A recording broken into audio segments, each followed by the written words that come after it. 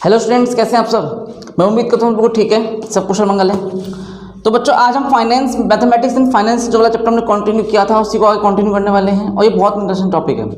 अब तक हमने क्या क्या डिस्कस किया इस चैप्टर के अंदर, आपको खुद पता होगा। क्या पता था, मतलब क्या क्या डिस्कस कर लिया। सिंपल इंटरेस्ट पढ़ लिया, कंपाउंड इंटरेस्ट डिस्कस कर लिया, effective rate of interest, normal rate of interest, जो भी दो चार बातें हमने डिस्कस करनी सब तक कर चुके हैं। आज वाला टॉपिक है बहुत इंटरेस्टिंग रहने वाला है आप बच्चों के लिए। टॉपिक का नाम है डिस्काउंट। क्या पढ़ने बेटा हम? डिस्काउंट।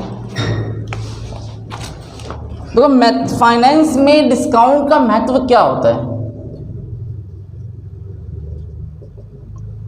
सपोज मान लो एक बंदा है मिस्टर ए। कौन है बेटा? मिस्टर ए गया बैंक के पास। कहाँ गया? अब बैंक कोई भी हो सकता है, नाम में उलझने की जरूरत नहीं है, कोई भी बैंक हो सकता है वो। मिस्टर ए गया बैंक के पास और इसने क्या किया, किसके लिए गया था, किस चीज़ के लिए गया था? लोन के लिए गया था। ठीक है। मिस्टर ए ने कहा कि सर आप मुझे, मैं आपको 100 रुपये दूंगा एक साल बाद। कितने में दूंगा? 100 रुपये दूंगा। तो mister A 1 year after 100 rupees paid to bank. Bank ने क्या बोला कि भैया तू मुझे एक साल बाद 100 रुपये तो लौटाएगा, लेकिन मैं तुझे आज कितना पैसा दूं। जानने वाली जरूरत है कि नहीं जरूरत है? आज बैंक कितना पैसा इसको देगा, आज बैंक कितना पैसा प्रेजेंट में कितना पैसा देगा मिस्टर ए को, कि जो मिस्टर ए एक साल के बाद 100 रुपये लौटाएगा। हाँ है ना।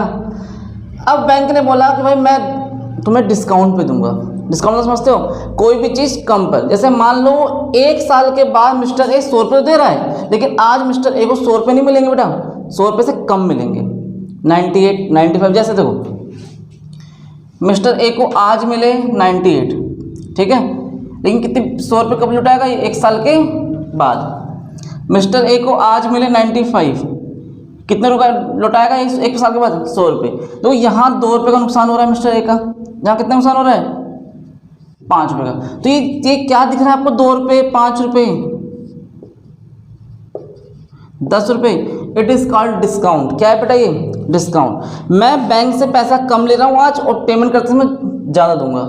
बात समझ में आ रही है? तो डिस्काउंट ही इसका नेम, क्या नाम दिया था? डिस्काउंट।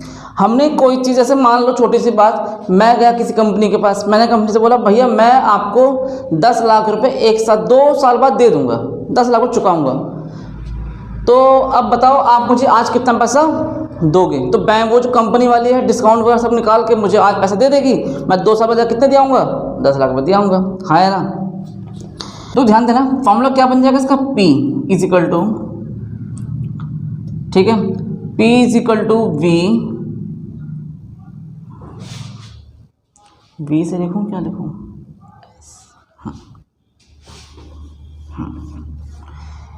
तो फॉर्मूला इक्वल टू होता है P is equal to S1 minus D की पावर N।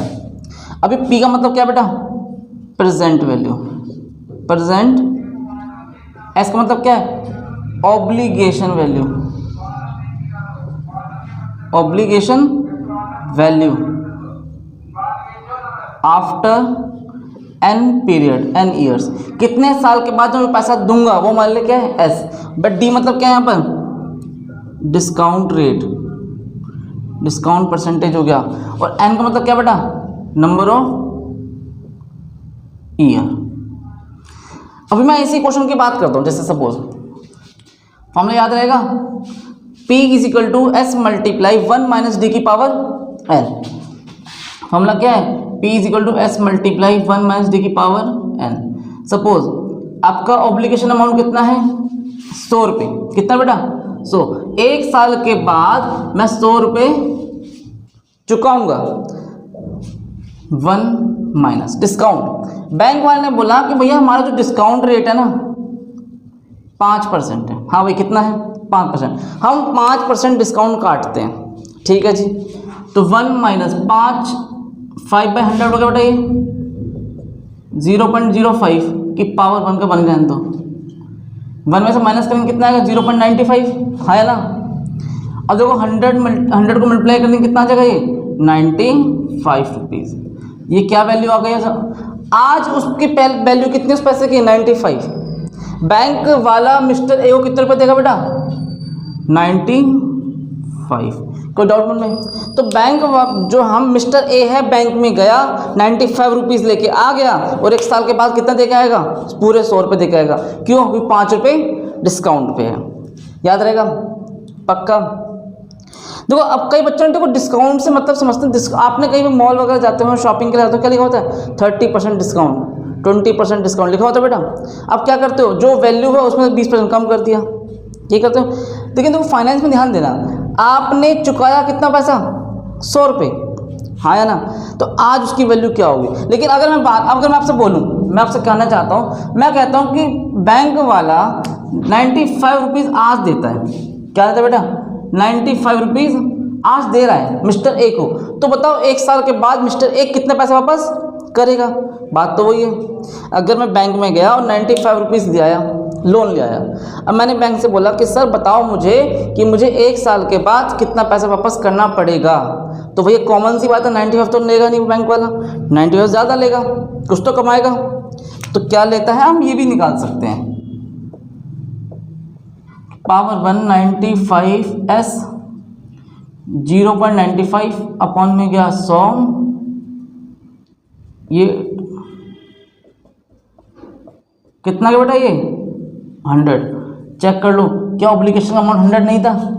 तो अगर 5% डिस्काउंट है और आज मैं 95 लेके आया हूँ बैंक से, तो मुझे 1 साल के बाद जाकर कितने पे वापस करने पड़ेंगे? पूरे 100 रुपये वापस करने पड़ेंगे। और अगर इन 5% से ज़्यादा होता तो फिर मेरा कुछ और वैल्यू आती, कुछ और 10% होता, तो हमारा ये अमाउंट चेंज हो जाता। तो डिपेंड करता है रेट ऑफ डिस्काउंट पर डिपेंड करता है कि आपका रेट ऑफ डिस्काउंट क्या है। समझा पूरा कॉन्सेप्ट? बस फॉर्मूला छोटा सा था, P = S × 1 - d की पावर n। इससे आप प्रेजेंट वैल्यू भी निकाल सकते हो और ऑब्लिगेशन अमाउंट भी निकाल सकते हो कि टाइम के बाद कितना पैसे पेमेंट आप कर पाओगे। इसे कॉपी करो।